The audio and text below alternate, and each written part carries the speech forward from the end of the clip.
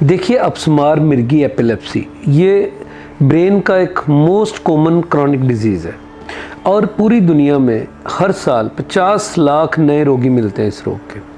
और अगर हम हिंदुस्तान की बात करें तो हिंदुस्तान की 1% आबादी इससे पीड़ित है।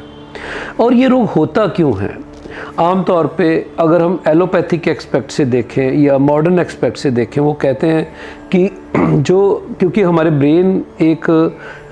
ब्रेन में एक हमारे विद्युत का प्रभाव रहता है, मतलब हमारे ब्रेन में एक करंट रहता है जिसको हम 10 से 15 माइक्रोवोल्ट का जो करंट है वो दौड़ता है ब्रेन में।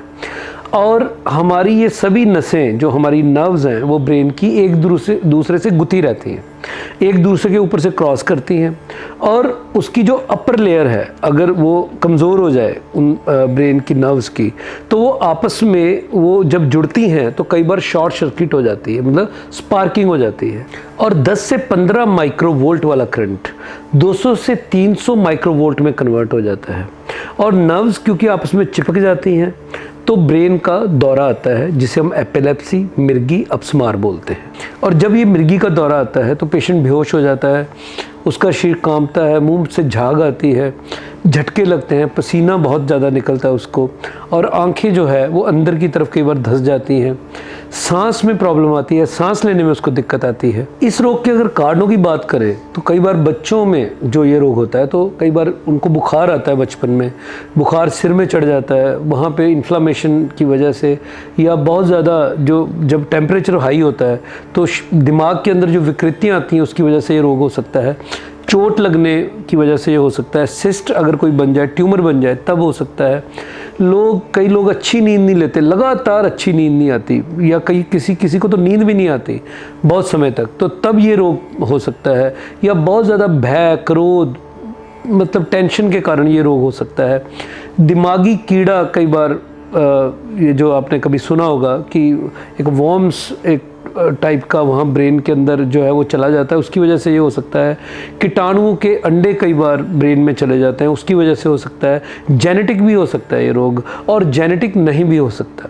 तो जब ये रोग हो जाए तो सबसे पहले क्या करना चाहिए? पेशेंट को लिटा देना चाहिए, उसके मुंह में चम्मच की, क्योंकि उसके दांत जो है बिल्कुल आपस में चिपक जाते हैं ऊपर नीचे वाले, तो वो चम्मच के साथ या किसी सख्त चीज़ के साथ या किसी मेटल के साथ उसको वो अलग करने की कोशिश करते हैं, वो नहीं करना चाहिए।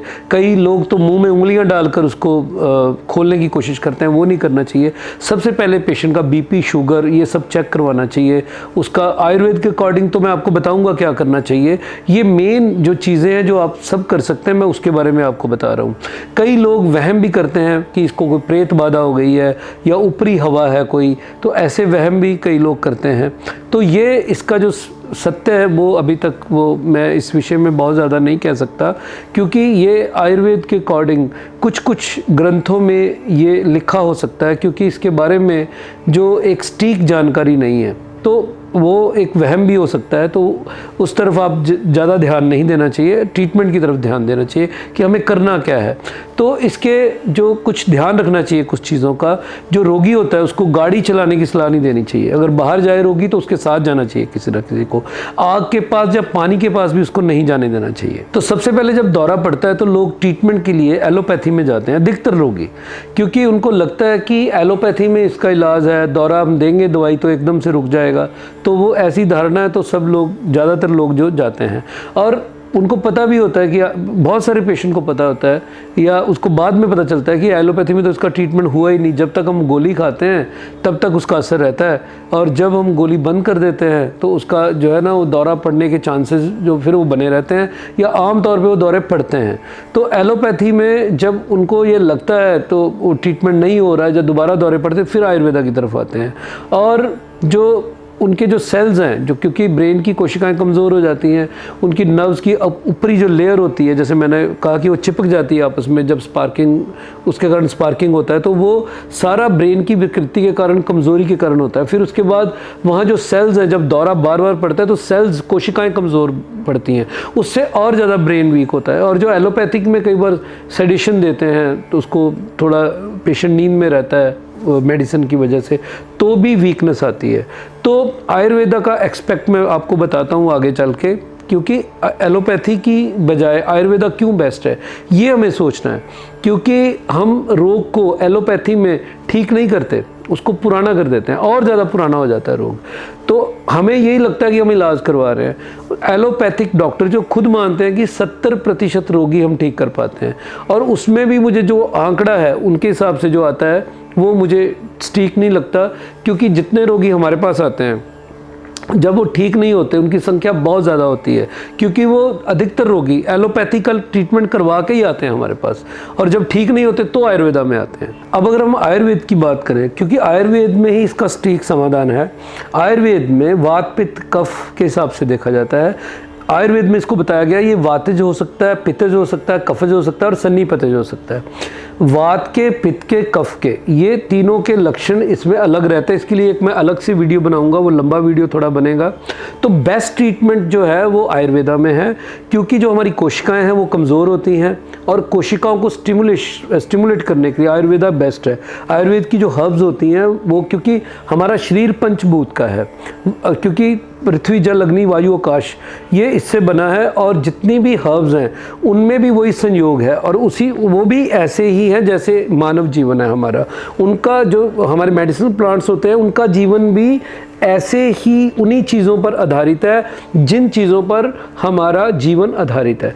तो वात पित्त और कफ, इसके हिसाब से हम जब औषधि देते हैं, औषधि का सेवन करवाते हैं, तो कोशिकाएं सीधा स्टिमुलेट होती हैं और रोग का शमन जल्दी होता है।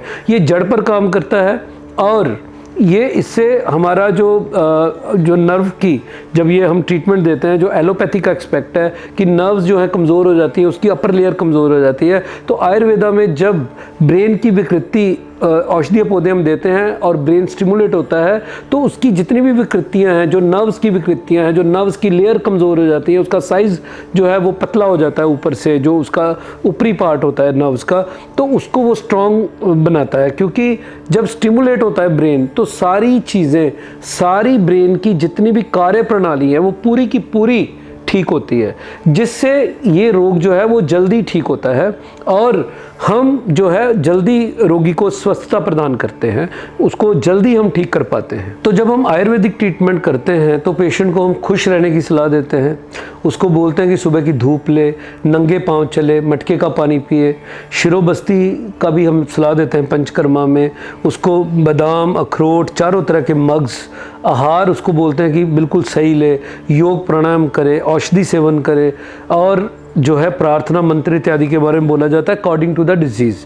क्योंकि इससे हमारा मेन मकसद होता है, मेन मोटिव होता है कि रोग की रिकवरी, रोग को ठीक करना है जितनी जल्दी हो सके, जो रोगी कर सके उससे करवाते हैं, ताकि रोग का शमन जल्दी हो और वो स्वस्थता जो है उसके अंदर जल्दी आए।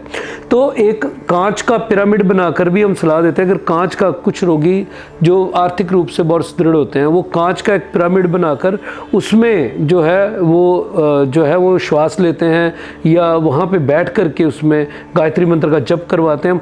आयुर्वेदा बहुत विशाल है। आयुर्वेदा के अकॉर्डिंग अगर हम चलें तो, क्योंकि ये जो रोग है ये इतना खतरनाक रोग है, कभी भी हम बाहर नहीं अकेले निकल सकते, पानी के पास नहीं जा सकते, अब हम आग के पास नहीं जा सकते, हम गाड़ी नहीं चला सकते, हम बाज़ार में नहीं जा सकते कोई सामान लेने, क्योंकि कभी भी ये रोग आपको वहाँ दौरा पड़ सकता है और आपकी ज़िंदगी जो है वो खतरे में जिससे वो आ जाती है। तो इस रोग का शमन जल्दी हो, तो ये सारी चीज़ें जब हम करवाते हैं तो इतना फास्ट इम्प्रूवमेंट मिलता है, रोग इतनी जल्दी ठीक होता है कि रोगी को हम हैरान होते हैं कि कई बार तो रोगी 2 महीने के ट्रीटमेंट से उनको आगे दौरा ही नहीं पड़ता फिर, और उसके बाद हम धीरे धीरे मेडिसिन बंद करवा देते हैं। एलोपैथी में भी वो मेडिसिन लंबा देते हैं, लेकिन वो मेडिसिन केवल रोग को रोकती है, दौरा पड़ने से रोकती है उसको अधिकतर केसेस में। लेकिन आयुर्वेदा में जो दौरा नहीं पड़ता, क्योंकि सेडेशन तो होता नहीं, उसमें कोई नशा नहीं होता आयुर्वेदा में, तो जो दौरा नहीं पड़ता वो इसलिए नहीं पड़ता आयुर्वेदा में क्योंकि उसकी विकृति ठीक हो जाती है, ब्रेन ही स्टिमुलेट हो जाता है, उसके कारण वो दौरा नहीं पड़ता उसको। ये समझने वाली बात है।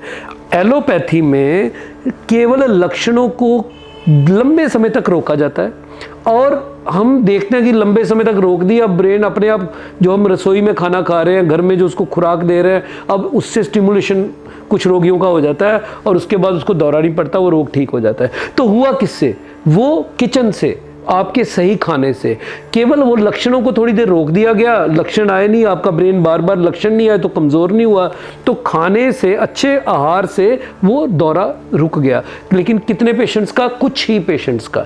लेकिन अगर आयुर्वेद का एस्पेक्ट देखें, हमने लक्षणों को नहीं रोका, हमने केवल ब्रेन को स्टिमुलेट किया, ब्रेन को ताकत दी, उसकी विकृति को दूर किया, और विकृति को दूर किया और दौरा नहीं पड़ा।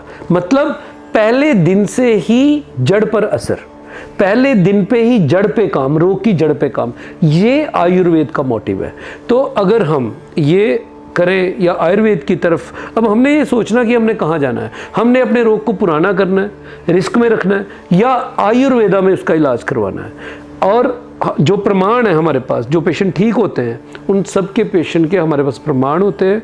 आप उसकी तसल्ली कर सकते हैं, क्योंकि आप किसी भी संस्थान, हम अपनी बात नहीं करते, आप किसी भी संस्थान में जाएं तो रिकॉर्ड, ठीक हुए रोगियों का रिकॉर्ड ये ज़रूर देखें, क्योंकि आपका हक बनता है कि आपका आर्थिक, शारीरिक और मानसिक नुकसान बिल्कुल ना हो। तो इस वीडियो को दोस्तों, ये आपको कैसा लगा आप हमें बताएं। अपने, अगर आपके कुछ क्वेश्चन है इस रोग के विषय में, तो आप हमारे कमेंट बॉक्स में जाकर कमेंट कर सकते हैं, या आप हमसे आकर सीधे भी मिल सकते हैं। हमारे डॉक्टर्स आपकी सभी समस्याओं का समाधान या आपके सभी प्रश्नों का उत्तर देने की कोशिश करेंगे आयुर्वेद के अकॉर्डिंग। और हमारे चैनल को आप सब्सक्राइब ज़रूर कीजिएगा अगर सब्सक्राइब नहीं किया तो, क्योंकि असाध्य रोगों की जानकारी देना, आयुर्वेद के अकॉर्डिंग आपको स्वस्थ रखना ही हमारा मिशन है।